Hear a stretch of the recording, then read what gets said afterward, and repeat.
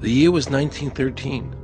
Woodrow Wilson was president, and powerful banking interests, who had been trying for years, finally achieved their long-term goal of a silent coup d'etat by taking control of the American government. The first thing they did to accomplish their takeover was convince Secretary of State Philander Knox to lie to the American people and tell them that the 16th Amendment, the Income Tax Amendment, had been legally ratified by the states when it was not. The bankers knew that this tax would ultimately end up in their pockets. Because of this fraud, the American people were led to believe there was now a tax on their labor. Congress and the President are completely aware of this fraud, and it was even cited in a recent court case.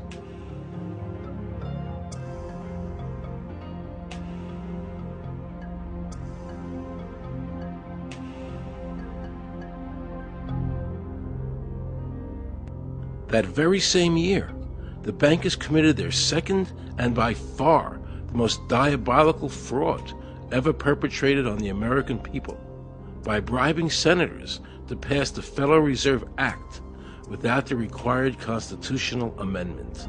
All in favor, say aye. They did this during Christmas vacation, when many senators were home celebrating their holidays with their families. And that's how the unconstitutional Federal Reserve Act came into being. They were very clever, and they understood that whoever issued the money for America would control the government. The bankers won, and the American people lost, because most politicians will sell their soul for $1. And now the Federal Reserve could issue dollars legally. As Mayor Rothschild said, "Give me control of a nation's money supply, and I care not who makes its laws." He knew that he and the other bankers would now control the laws of the nation. Government gave these bankers one of its most important powers, and now had to borrow money from them and pay interest to finance the government. So the American people were forced to lower their standard of living and pay a graduated income tax to the government, just so the government could give these bankers more profits. President Woodrow Wilson, who signed the Federal Reserve Act into law, later said, in regret, "I am a most unhappy man. I have unwittingly ruined my country. A great industrial nation is now controlled by its system of credit. We are no longer a government by free opinion, no longer a government by conviction and the vote of the majority, but a government by the opinion and duress of a small group of dominant men." The Federal Reserve was created by Congress in 1913, and it was entrusted with the power granted originally to the Congress by the U.S. Constitution to coin money and regulate the value thereof.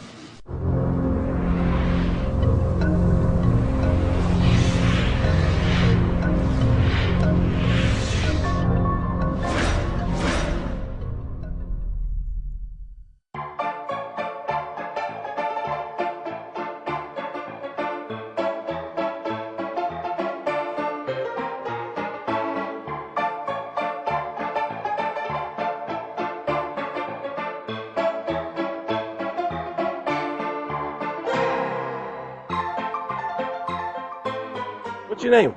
Jan Crafting? Hi, Jen. I'm Aaron Russo. I produced the movie Is this a joke? Am I gonna No, make no, it no, it's look not a joke. foolish? Okay, good. No. I produced the movie Trading Places with Eddie Murphy and The Rose with Bette Midler, many movies, and I'm doing a feature film.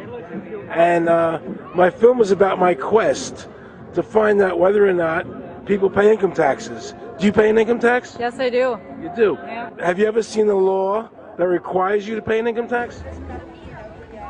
Have I ever read it? You mean in the page, black and white? No, Yeah. no. So you pay the income tax, I assume? Of late. Well, actually, no, I didn't file last year, but Okay. I'm sorry, is this on film? No, I paid my tax. My question to you is, have you ever seen a law that says you have to pay an income tax?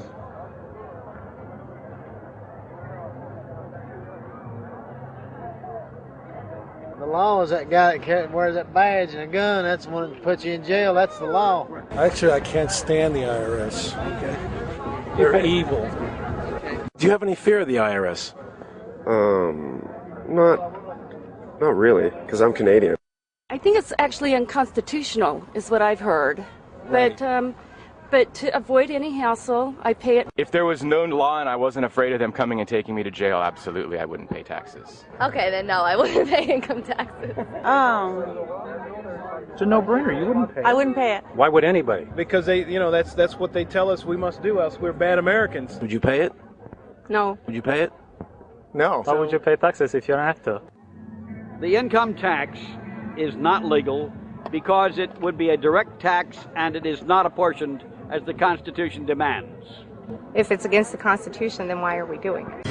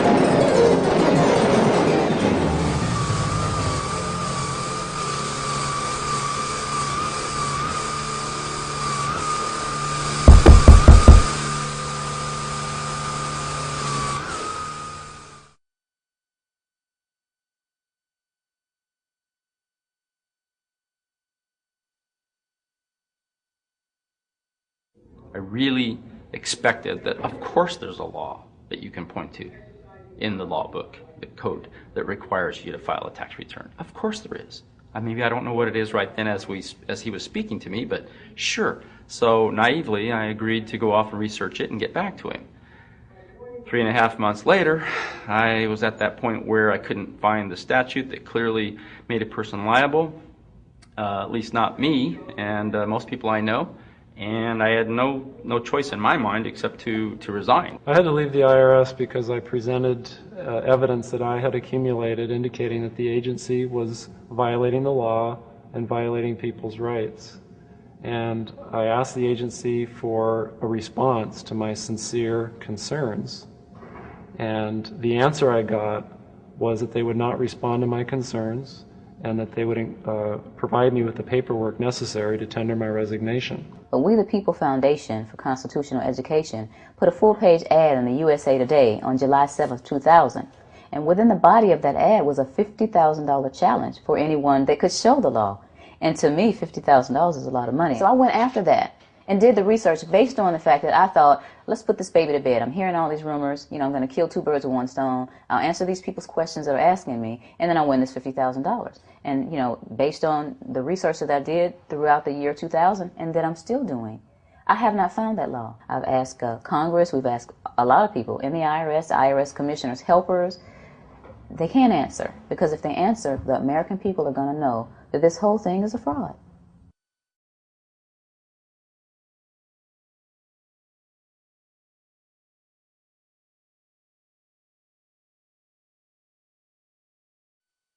I was surprised to hear these highly trained and decorated IRS agents telling me there was no law requiring American citizens to file a 1040 or to pay an income tax on their labor.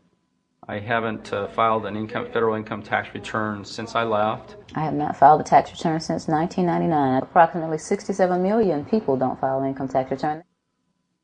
I made a decision to go to Washington so I could attend the We the People Foundation press conference. They were going to serve a class action lawsuit on the IRS, signed by over 3,000 people, because the IRS has refused to show the law that makes Americans liable to file a 1040 or to pay an income tax on their labor. I was very curious as to why the IRS refused to show the law, as it seemed such a simple thing to do. Yet I was skeptical about the Foundation's claims. There had to be a law, right? I mean, we've all been told over and over and over again that we had to pay income taxes. No answers, no taxes. No answers, no taxes. No answers, no taxes. Most people believe that the income tax system is legal and that the revenue from the tax is used in the public interest. However, there is a substantial, conclusive body of evidence that proves that our income tax system represents the most pernicious form of tyranny. It is the greatest hoax ever perpetrated by government against the working men and women of America. American citizens, along with the Foundation, have been asking the IRS to specifically provide them with the underlying legal foundation upon which they administer and enforce the personal income tax laws in our country. At the national level, when people would attempt to contact somebody of a much higher authority, say the commissioner, same kind of thing. They would get answers that were in effect non-answers. There are a group of people standing outside today who assert that no law requires you to pay taxes and that you will not answer their petition to the government as to whether they're required to pay taxes. Are they required to pay taxes? I've been paying my taxes ever since I had my first job, and I think it's a fundamental construct of our nation that those of us who expect and demand the services from our government that the government provides, be they the protection of our country through the military, or be they the education of our children, or be they the protection of our environment, that we must pay for those services. So yes, I think there is a fundamental obligation, and that it's an understood and well accepted one.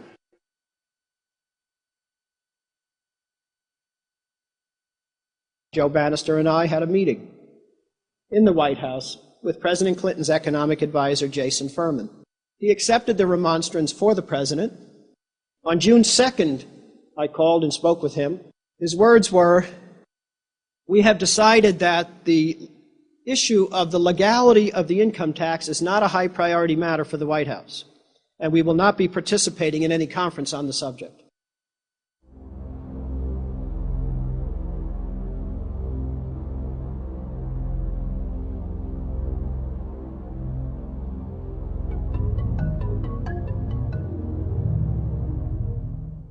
I decided not to eat until my death or until the government agreed to send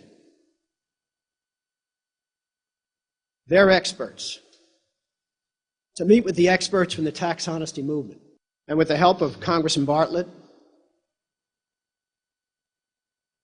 a deal was made.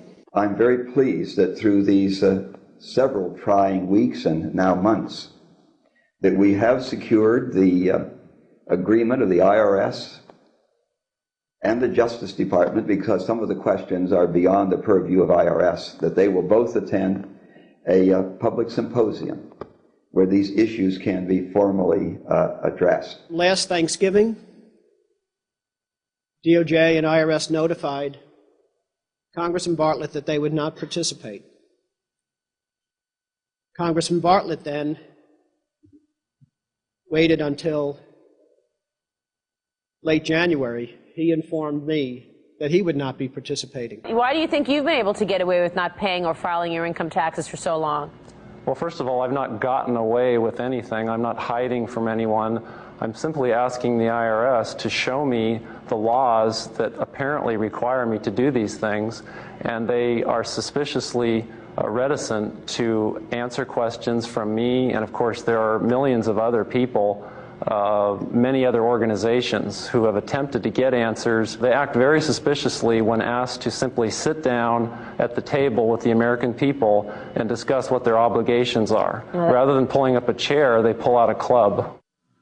As a matter of fact, David K. Johnston of the New York Times asked Terry Lemons of the IRS, why won't the IRS answer the questions set forth in the petitions from the American people? Mr. Lemon's response was, the government is answering the questions through enforcement actions in the courts. This is a very chilling remark on the government's use of brute force instead of civility and logic. The federal government itself refuses to provide the American people who are coercively being subjected to this extraction of their private property without any underlying legal justification. There is no law that requires the average American worker in the private sector to pay a direct unapportioned tax on their labor and compensation for services. There is no law. Freedom! Today, effectively, the people have said to their servant government that that our rights are not going to be any longer denied, and that we're going to have answers to our petition, our legitimate lawful petitions for redress of grievances, which are guaranteed in the First Amendment to our Constitution. So once and for all, we will get an answer. On August 31st, 2005, federal judge Emmett Sullivan ruled, the government does not have to answer the American people's questions, even though it is guaranteed in the First Amendment. Our courts have made a decision that government does not have to show the law that it enforces. And the press never reported on this. Have we given this judge the authority to overrule the Constitution, the very foundation of American life?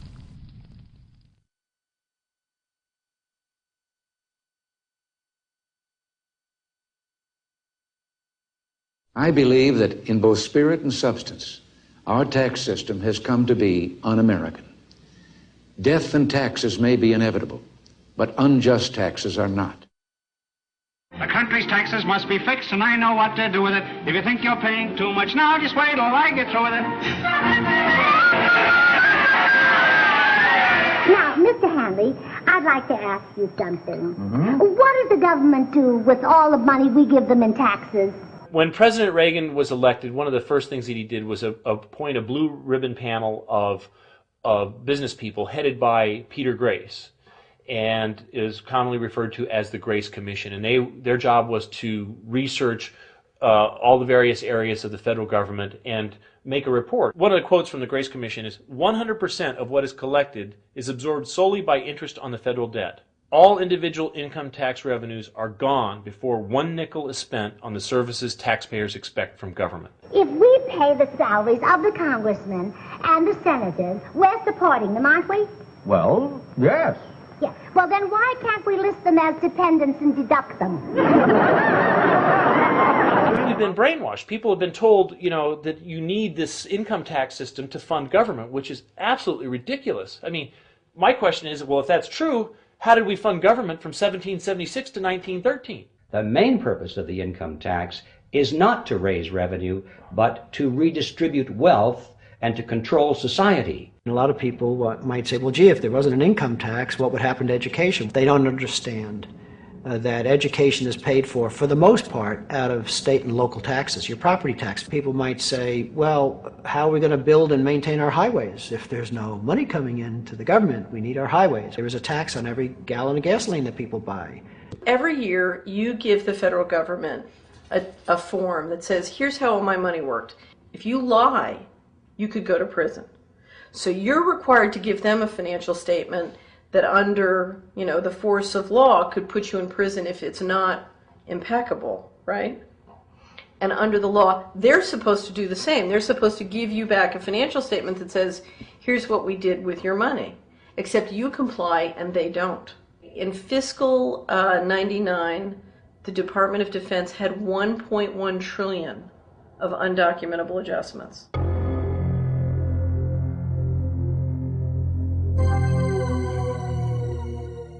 The following year, they had 2.3 trillion of undocumentable adjustments.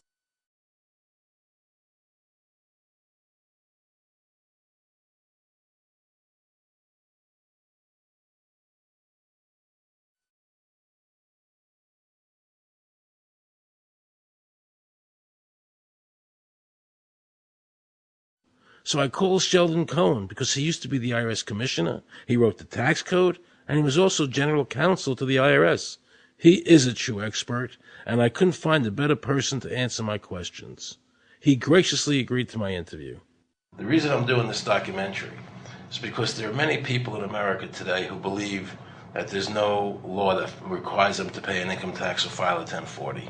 And there are many people going to jail for it, fighting over it. The Internal Revenue Code is authorized by the 16th Amendment. I think it should be clarified. I think government should be transparent to the people. Why doesn't the IRS commissioner sit down with them and just explain it in clear English? Why? I don't think they really care. They don't think. I think they're just playing word games. You don't think they're sincere people? No, I don't think they're sincere people. Today I interviewed a juror, okay, who sat on a case, and they found the person not guilty for lack of filing, okay? And I asked her why they found him not guilty. And she said because the IRS couldn't show us the law that made him liable to file a 1040. All they need to do, if there is a law, is to show us the law, which of course they never did. And the reason they didn't do it was why? Because there is no law. Title 26 requires you to file a return. But doesn't Title 26 have to be in compliance with the Supreme Court decisions? You're going to take a 1920 case and superimpose it on the whole Internal Revenue Code that was written after it? No, that's not. I can't believe what I just heard. Rewind. You're going to take a 1920 case and superimpose it on the whole Internal Revenue Code that was written after it? No, that's not. Remember he said earlier the Internal Revenue Code was authorized by the 16th Amendment? The Internal Revenue Code is authorized by the 16th Amendment. Remember, the Supreme Court said the 16th Amendment did not give the government any new taxing power. These decisions have never been overturned. Let's listen further. Can the lower courts overrule the Supreme Court? No. How are they putting people in jail today for not paying a tax on their labor when the Supreme Court said they don't have to? Doesn't the IRS code have to be in compliance with the Supreme Court? That's my big question. This is a waste of time. Well, because whatever I say, you're not going to believe. He's right. I don't believe him. And neither should you. He wants us to believe we should obey the IRS code, which is being enforced in violation of the many Supreme Court decisions. If the Supreme Court made a decision... Thank you, Aaron. I think we're finished. I'm sorry, Mr. Cohen, you're doing that. Well, I'm sorry that you constantly re-argue the point. You're liable because the law says that you're liable, and the courts say the law says you're liable, and that's why you're liable. You see, he's talking about the lower courts, who are not in compliance with the Supreme Court, as they have to be. Doesn't the court have to be in compliance with the Supreme Court? The Supreme Court has so held. Where? You caught me unprepared. I'll come back. Well, I don't want to do that. But let me ask you a hypothetical question. No. You're making silly arguments here. Why is the Supreme Court decision a silly argument? Well, because it's inapplicable. That made my heart stop. He just said Supreme Court decisions do not apply to the IRS. That's the behavior you would expect from a totalitarian country, maybe China or Russia or Cuba, not from America. They're just making up the law as they go along. Now I knew the tax honesty movement was right. The IRS thrives on intimidation and fear, not by law. It's no different than a criminal protection racket, using force to extract your money from you. Then the former IRS commissioner, now working at a prestigious Washington law firm, threatens me. Watch. Aaron, you understand Yiddish. Cornish helfen. For those of you who don't understand Yiddish, that means nothing will help you. Now it all became clear. I understood why the IRS wouldn't go on camera and talk about where the law was. I understood why all the senators I called refused to be interviewed. There is no law. And now you know what our political leaders and the courts have known for decades and have tried to cover up. The United States Constitution strictly forbids a direct, unapportioned tax on the wages and salaries of American citizens. The United States Supreme Court has consistently ruled that the income tax is a tax on profits and gains, not on labor and wages. On behalf of the American people, I challenge the IRS to show me a statute that allows a direct, unapportioned tax on the wages and labor of the American people. And if I'm wrong, I will give my most humble apologies to the IRS. If the IRS is wrong, and there is no law, then every person who's been jailed should be let out of jail immediately. He was being tried for 4 counts of not filing his income tax. Okay. And our question was, well, what is to decide?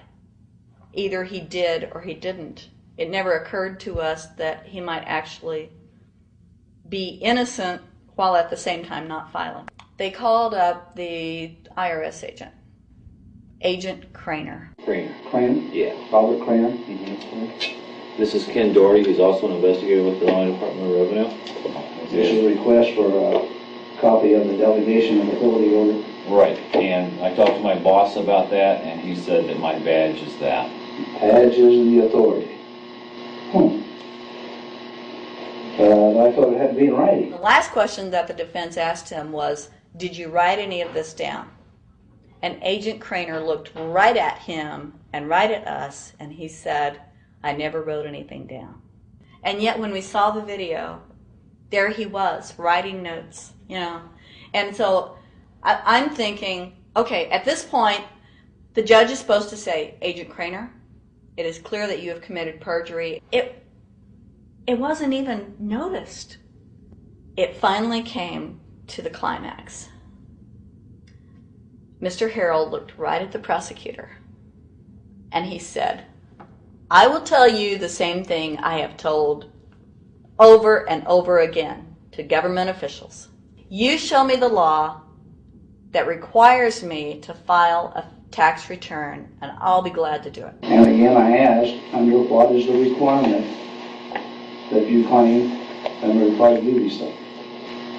And the requirement under the regulations is what section? My question to you is, what particular act are we discussing here that I am liable to do these things if you claim I'm liable to do? Your exact question would be again? Okay, what is the section that what? But I guess I'm still not understanding your question, Mr. Harrell. Well, you must be familiar with what that you have the police powers to enforce. Yes. The prosecutor absolutely ignored him. And he started slandering Mr. Harrell. Just started attacking his character. They're calling us tax cheats, they're calling us fanatics, they're calling us weirdos. I don't care what you call me, but I have one question. Where is the law? Show me the law. They can't let this turn into a rational debate, because if they do, they lose it. So they have to insult people and say it's frivolous. We felt like that there was an overall arrogance and that they were railroading Mr. Harrell and wanting us to participate. Judge Coogan, he looked right at us and he said, I will instruct the jury according to the law. We were sent to deliberation. The judge promised us that he would give us the law. And we looked and we looked and it was not there. 2 people, they kept saying, but he's going to get by with it. And I said, what is he getting by with but his rights? If there is no law, he's not breaking a law. He's just standing on his rights. Are we going to deny him that? That's when this one juror sat back and kind of rolled his eyes and he said, you mean we don't have to pay taxes?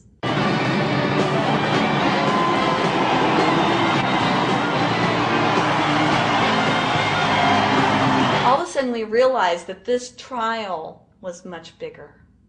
And the ramifications of this trial were going to be so broad if it actually got out.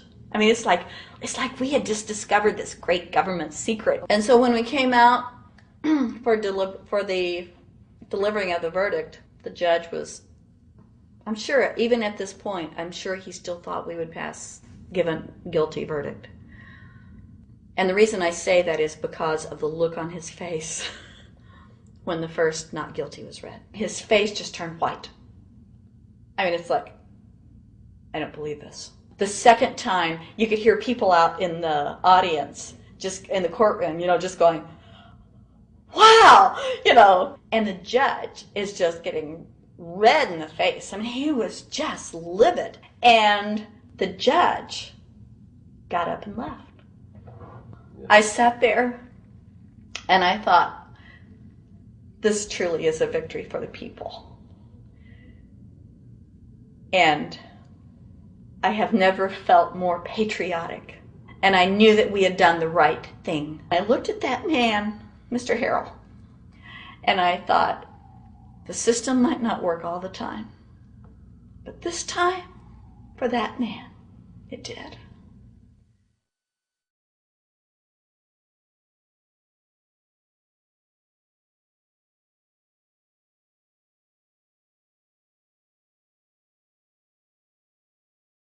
I had this really uncomfortable feeling in the pit of my stomach as I was thinking to myself, how did America transform itself from being a truly free country with a servant government where our individual rights were protected by our Constitution to being a country that talked about being free but really wasn't? The change started when the Federal Reserve came into existence and America adopted one of the major planks of the Communist Manifesto by bringing to America this central bank. The very same people that backed the Federal Reserve System also backed the graduated income tax, a second plank from the Communist Manifesto.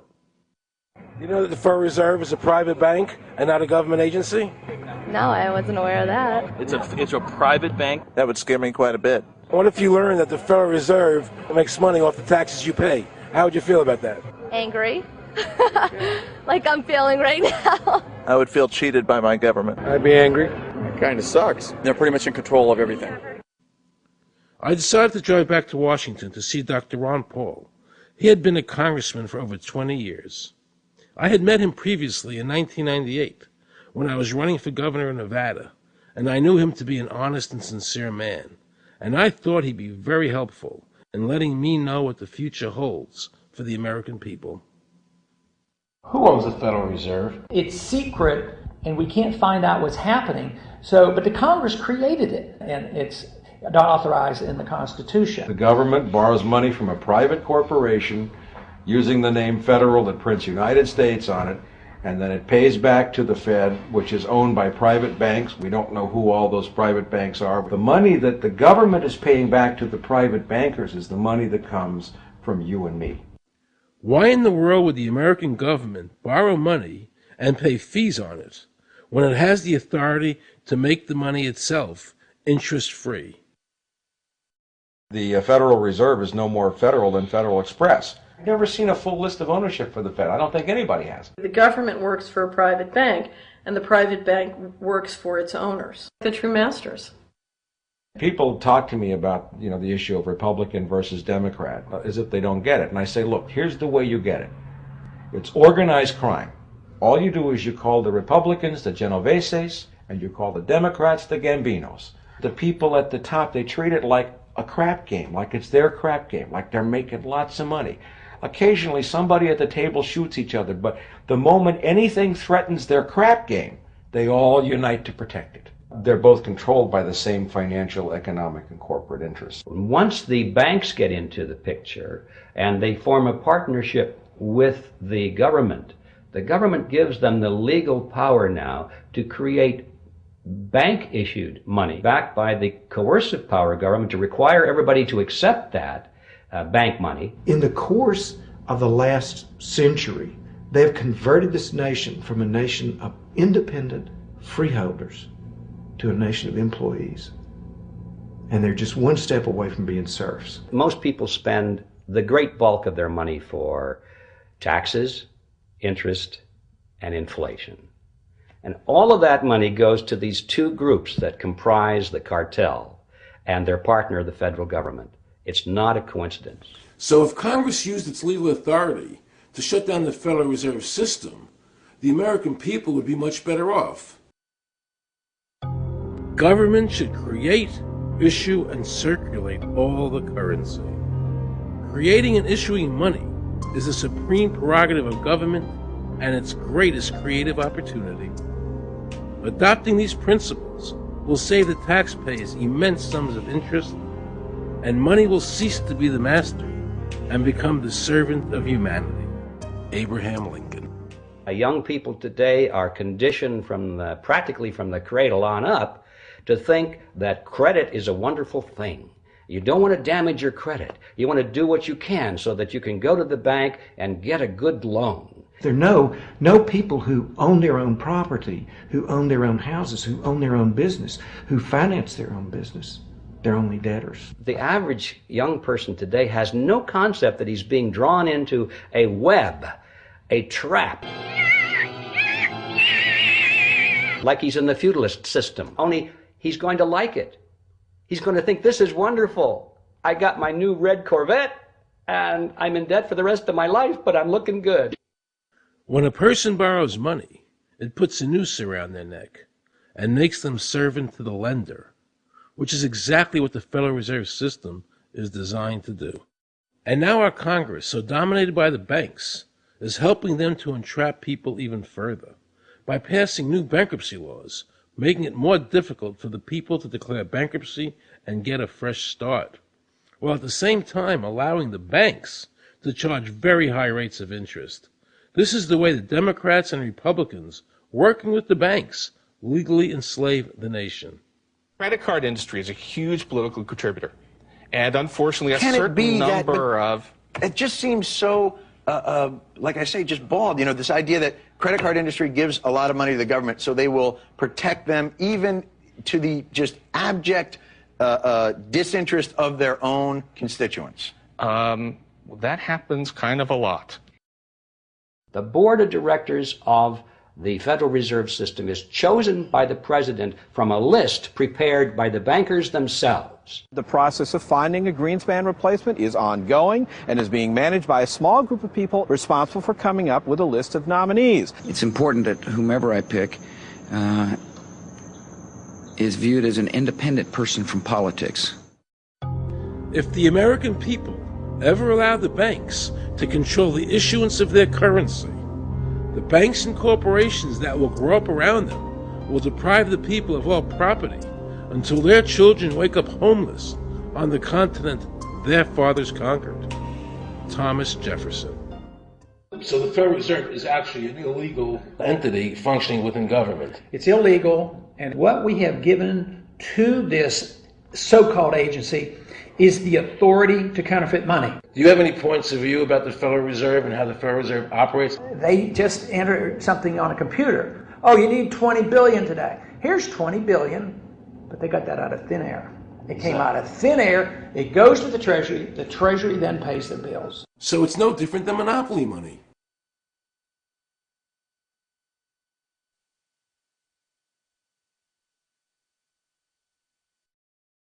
The cost of living is so high today because the Federal Reserve and the federal government have destroyed the purchasing power of the dollar. The dollar today is actually worth about 4 cents, despite the fact that the government, the Federal Reserve, and the media keep telling us that they're protecting the value of the dollar. This is a lie. All countries who have ever attempted to create money on thin air, the currency is eventually destroyed. Why did we give a monopoly of creating money out of thin air to a private corporation? The result is exactly the same as if someone were picking your pocket every year, because that's exactly what they're doing. Originally, paper was a receipt which is used as evidence that the money exists. Over the years, of course, the government has disconnected the paper from the actual tangible substance, which is money. So now we have a piece of paper which is evidence of nothing. In the past, people were able to take their receipts, the paper, to the bank and get the real money, the gold, in exchange for the receipt. This limited the amount of money that could be printed, thereby protecting the purchasing power of your savings. You don't have to worry. That's good, because I work 3 jobs and I feel like I contribute. You work 3 jobs. 3 jobs, yes. Uniquely American, isn't it? I mean, that is fantastic. In the absence of the gold standard, there is no way to protect savings from confiscation through inflation. There is no safe store of value. Gold stands as a protector of property rights. Alan Greenspan, before he went to work for the Federal Reserve System.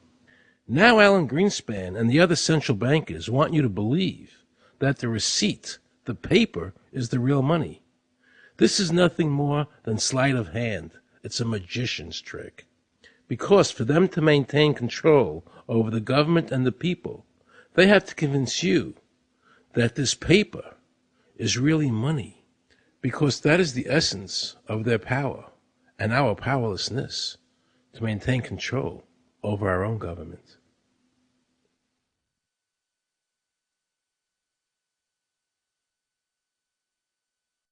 What happened to the gold in Fort Knox? Nobody really knows. When I served on the Gold Commission, I asked them to really, do another audit. I remember it was 15-2. They said, we don't need to audit the gold. It's supposed to be the American people's gold, and so we would like an accounting to tell the American people what is there. I've been told that the Federal Reserve has taken control of the gold as collateral for the dollars they print. They list gold on their balance sheet. How could the Federal Reserve, this private bank, list gold on the balance sheet? They claim they're holding that for the Treasury. So that puts private bankers in control of the American gold. They could have taken all of America's wealth. That's a possibility. Shouldn't the Congress stand up and say, where is the American people's gold? They're not audited. They control the money of America, and it's not audited? There is no audit. Oh, wait a second. Doesn't the Federal Reserve work underneath the Congress? Congress ignores their responsibility to do any oversight. The president really has no control, nor does the Congress have any control over this cartel. It just has the appearance of control. In the final analysis, the Federal Reserve bankers, with the help of the Democrats and Republicans in Congress, have swindled the American people. They have taken the true wealth of America, the gold, and given us a piece of paper in return. And again, not a word from the press. These frauds are going to continue until Congress is no longer intimidated by the Federal Reserve bankers, and Congress uses their legal authority to shut down the Federal Reserve System and to stop this loss of our freedoms. Is there a law that requires people to file a 1040? Not explicitly, but it's certainly implied. Well, implied by force. Yeah. But is there a law? I can't cite a law, no. I cannot. But, if they think it's the law and they have all the guns, it's an authoritarian approach. Well, yeah, but that's authoritarianism. Yeah. That's not a country run by law. Do you think America is going deeper and deeper into becoming a police state? And if so, in what ways do you see that as a congressman? Yeah, I think we're moving in that direction because there's not much we can do without permission. The absence of a police state is that people are free, and if you don't commit crimes, you can do what you want. But today, you can't open up a business, you can't develop land, you can hardly do anything. You can't go to the bank, you can't go to the doctor without the government knowing what you're doing. And they talk about medical privacy, that's gone. Financial privacy, that's gone. The right to own property, that's essentially gone. So you have to get permission from the government from almost everything. And if that is the definition of a police state, that you can't do anything unless the government gives you permission, we're well on our way. This is something that people eventually, I hope, will get sick and tired of and say, enough is enough. I sincerely believe the banking institutions having the issuing power of money are more dangerous to liberty than standing armies. Thomas Jefferson. You must understand the Federal Reserve is a cartel made up of the major banks in America, and they are the ones that are running the show, not the federal government.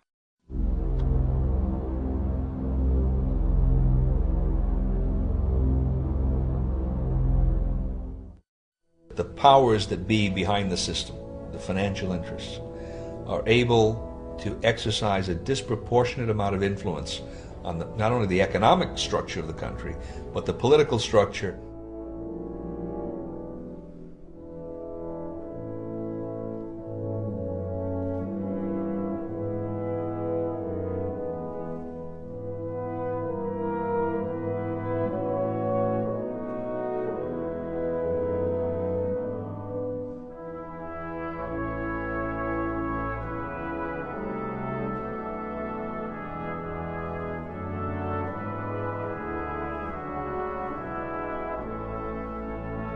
this would be like the ultimate reaching of government into our personal health lives, which would be unbelievable. And not even our government, some, bureaucratic, diffuse, multinational, secretive government.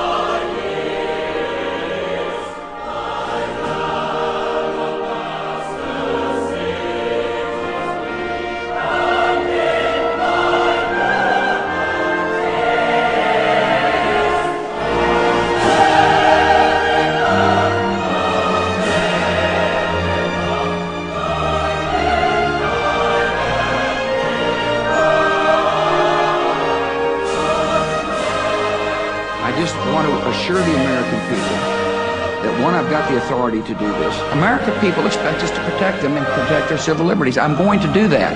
Preserve, protect, and defend the Constitution of the United States. The Constitution of the United States. So help me God. So help me God. So help me God.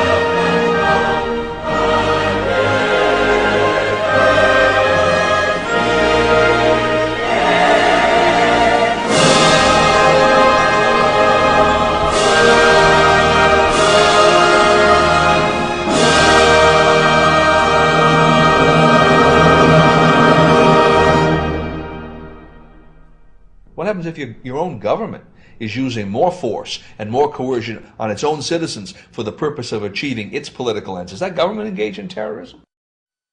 Now let's watch the government add insult to injury to the people of New Orleans. No one will be able to be armed. We will take all weapons. That happened today in this wealthy neighborhood where homeowners had armed themselves to protect their mansions. Residents were handcuffed on the ground. In the end, police took their weapons but let them stay in their homes. Wasn't that kind and generous of the government to allow people to stay in their own homes? How thoughtful. Of course, they couldn't defend themselves from looters. For many of the police and guard troops, it is an uncomfortable job to do this in an American city. You never expect to do this in your own country. Walking up and down these streets, you don't want to think about the stuff that you're going to have to do. We are losing our right to property.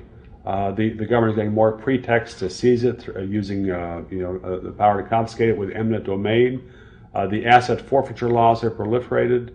It's easier for the prosecutors to come in and make an accusation against you and confiscate your property even though they have no evidence that you've done anything wrong. Guilt or innocence doesn't really matter that much because it's very convenient for the government. Unfortunately, what is being sold to the American people today as Americanism, if you peel off the label, you find so much similarity to what we were fighting against when we were fighting communism and Nazism and fascism. The government's now putting a national ID card together and they want checkpoints. We will be carrying our papers, and they have recommended there'll be checkpoints throughout the country. Isn't that what Nazi Germany did that everybody in America was against? Papers, please. May I see your papers? May we see your papers? I don't think I have them on me. In that case, we'll have to ask you to come along. Wait, it's possible that, yes. Here we are. These papers expired 3 weeks ago. You'll have to come along. Halt!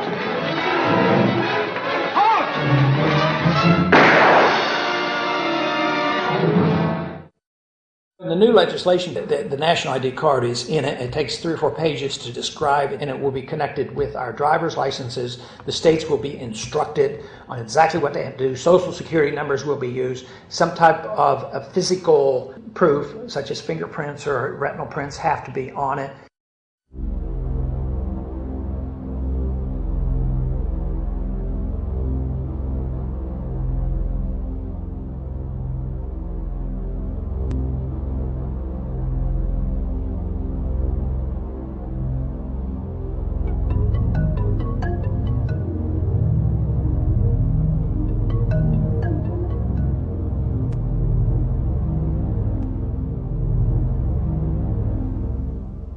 It is time to wake up, America.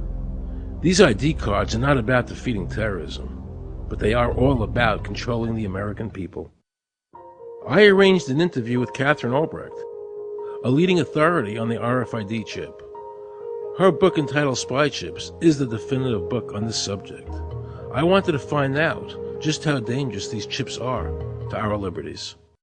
RFID is a technology that uses tiny computer chips the size of a grain of sand or even smaller, hooked up to miniature antennas to transmit information about items at a distance. Back in 1999, Procter & Gamble, Gillette, and MIT got together to find a way to commercialize this technology and make it small enough, make it efficient enough, and make it low cost enough to, essentially, their dream is to put one of these tiny computer chips on every physical item manufactured on planet Earth. The latest technology for identifying people at the point of sale, for identifying people when they make purchases, is actually the implantable chip that you can actually embed directly into human flesh. It's a tiny glass capsule about the size of a grain of rice. It contains an RFID computer chip with a coiled antenna, and it can transmit information also at a distance.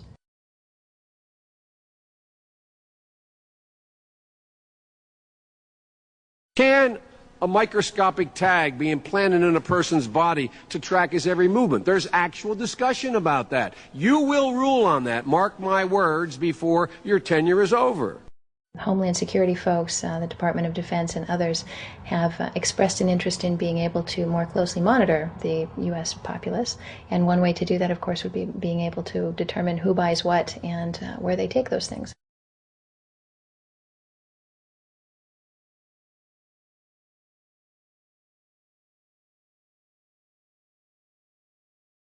Radio waves can travel through walls, they can travel through wood, they can travel through the things we normally rely on to protect our privacy.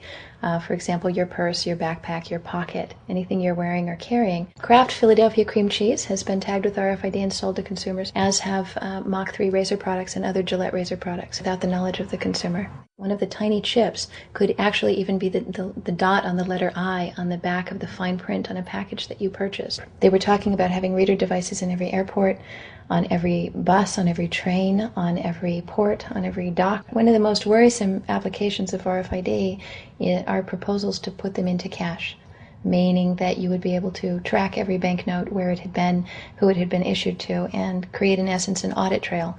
That would essentially take away the anonymity of cash that we now enjoy today. The ATM machine itself, as the money came through the roller device, would be reading each number, and they would know who you are because, of course, you identify yourself at the bank before you take money out. And down the road, when you go to pay at a major retailer, it would also be possible for them, as they're putting the money into the cash drawer, to simply feed it through a little reader device. It would go in, it would tag that number and transfer possession from Aaron Russo, say, to Walmart. Once everything you do is tied down to a single number and there is no longer the ability to pay with cash, then all it takes to render you a non-citizen is to simply turn that chip off. You will no longer be able to really participate in any function in society, including buy food. So through the implementation of the Federal Reserve System, the American citizen has gone from being a private individual who had real money, gold, in his possession that was private, to a citizen who has no privacy because all money is now being digitized. They can deduct whatever amount of money they want out of your digits whenever they want. They can trace you whenever they want. You'll be at their mercy. God forbid we allow this to happen in America. This is absolutely Orwellian. I mean, it's talking about Big Brother looking over your shoulder at absolutely everything you do, every purchase you make, every place you go, every company you interact with. All of that would be reported back potentially to the government.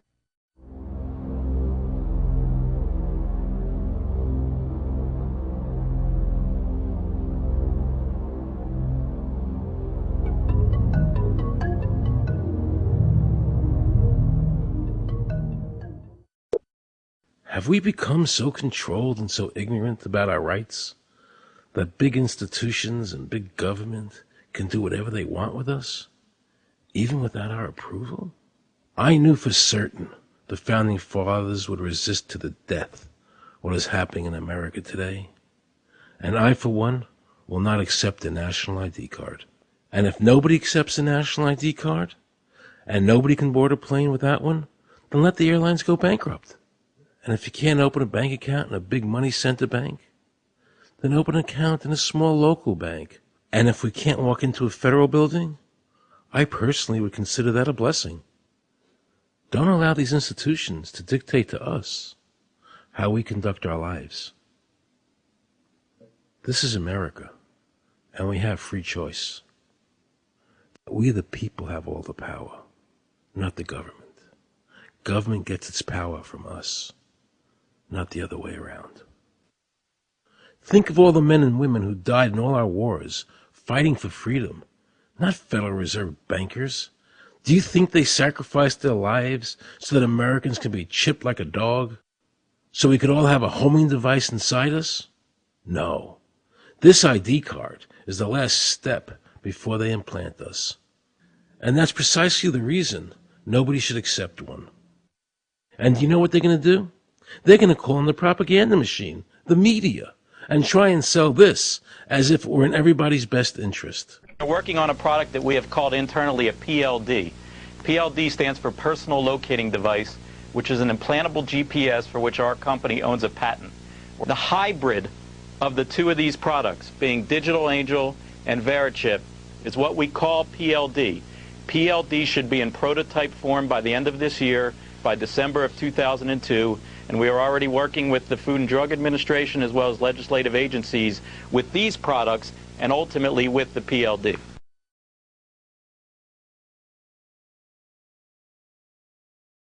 We have a Florida family who are really pioneers in a brave new world. They have volunteered to be the first ever to have microchip identification devices implanted into their body. After 9/11, I was really concerned with the security of my family. I wouldn't mind having something planted permanently in my arm that would identify me. Talk about identification papers. Watch what happens to a woman in Florida whose license was suspended. Get out of the car or I'm going to tase you. The next street off the Secret.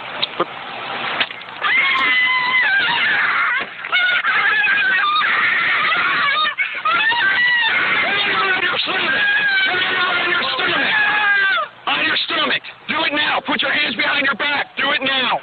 Do it now or you're going to get tased again. Do it now. Do it now. On your back. Put your hands behind your back. Put your hands behind your back. I can't. Sure you can't. Come here. Ow, ow. Oh, got it. You got blood on your Oh, my God. You tased me and you handcuffed me? Yep, you're under arrest. For what reason? Your license is suspended. All the power is in the people. And to the extent that government becomes alienated from the people, does things that people don't want, power is transferred until you finally come to a police state, totalitarian state, whatever word you want to give it, where the desires of the people really have no consequence. They go out and they vote. Doesn't make any difference which candidate they elect. Now we can see a new world coming into view. A world in which there is the very real prospect of a new world order. The New World Order will be built. An end run on national sovereignty, eroding it piece by piece, will accomplish much more than the old-fashioned frontal assault. Council on Foreign Relations. We shall have world government, whether or not we like it. The only question is whether world government will be achieved by conquest or consent. Paul Warburg, Council on Foreign Relations and architect of the Federal Reserve System. There's a group that get together internationally and they sort of play God with our money. Do you think that's part of what George Bush said was the one world order? They can't have a new world order only with a world police, military. Right. I think the financial system ultimately is even more important than the guns. The central bankers of the world are working together to create a one-world government, a global police state as sinister as anything George Orwell ever wrote about, where every person on the planet Earth will have an RFID chip implanted, where the bankers and the governments can monitor every transaction you make. A chip in everybody would be the universal monetary system par excellence, because there'd be no escape from it, and you'd be totally under the control of those who issue the electronic impulses in that chip. Their strategies are being accomplished through the World Trade Organization, the International Monetary Fund, and the Bank for International Settlements, which is the central bank for all the central banks of the world. Most people don't have a clue that these unelected private bankers actually control the governments of the world. They have financed and profited from every war since World War I without concern for humanity. The war in Iraq is an attempt by the Federal Reserve and their partner, the Bank of England, to control the Middle East and to make it a part of the New World Order. To defend the New World Order, U.S. soldiers will have to kill and die. Arthur Schlesinger, Counselor on Foreign Relations. Military men are just dumb, stupid animals to be used as pawns in foreign policy. Henry Kissinger, Counsel on Foreign Relations. Now let's listen to this quote by Robert Reich, a member of President Clinton's cabinet and one of his most trusted advisors. The dirty little secret is that both houses of Congress are irrelevant. America's domestic policy is now being run by Alan Greenspan and the Federal Reserve. America's foreign policy is now being run by the International Monetary Fund. Dr. Carol Quigley, professor from Georgetown University, who was also President Clinton's mentor, said in his book, Tragedy and Hope, the powers of financial capitalism had a far-reaching aim, nothing less than to create a world system of financial control in private hands, able to dominate the political system of each country and the economy of the world as a whole.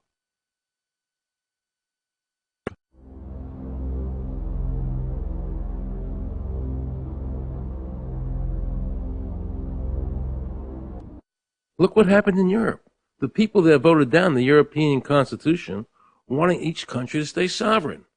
Yet the private central bankers are pushing the governments forward to make this Constitution happen, even though the people voted against it and clearly do not want a world government nor one European government.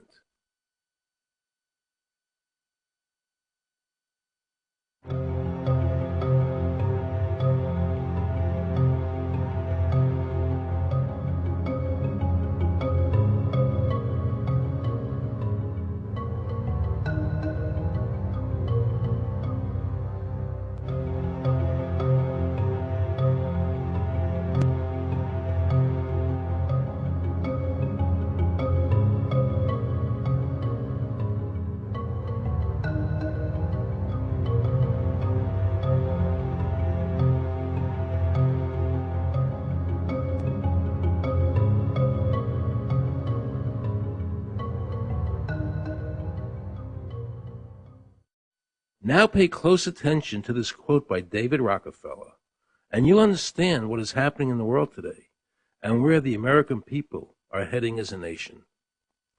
We are grateful to the Washington Post, the New York Times, Time Magazine, and other great publications whose directors have attended our meetings and respected their promises of discretion for almost 40 years. It would have been impossible for us to develop our plan for the world if we had been subjected to the lights of publicity during those years. But now, the world is more sophisticated and prepared to march towards a world government. The supranational sovereignty of an intellectual elite and world bankers is surely preferable to the national autodetermination practiced in past centuries. David Rockefeller, a member of the Council on Foreign Relations, actually believes that we would be better off if he and his banker friends ran the world.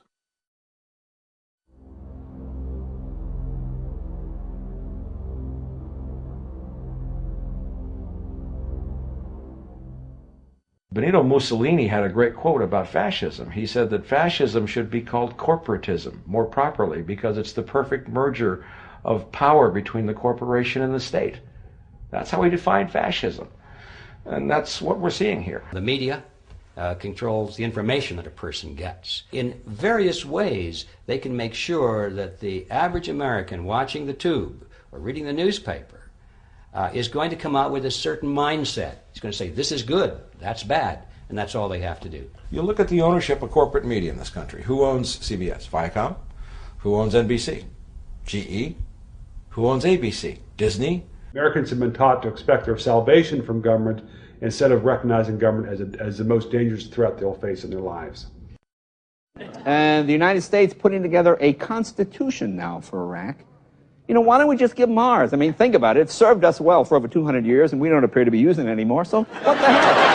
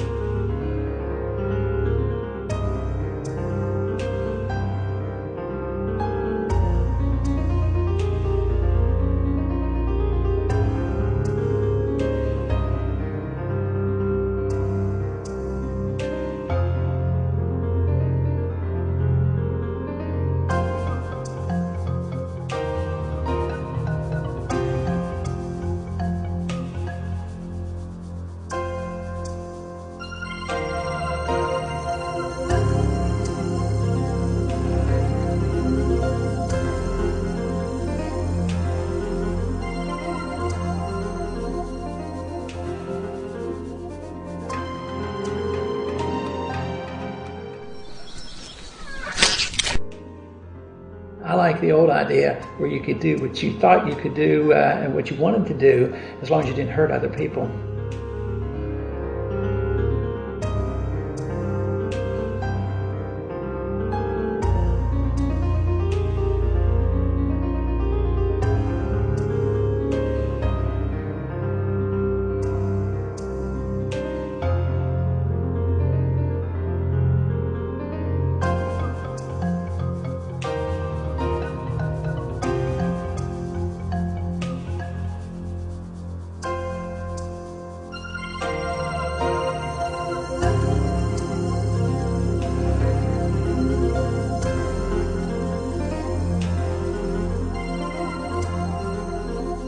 I think that the ultimate choice that's being presented to mankind is that it's time to either evolve or perish.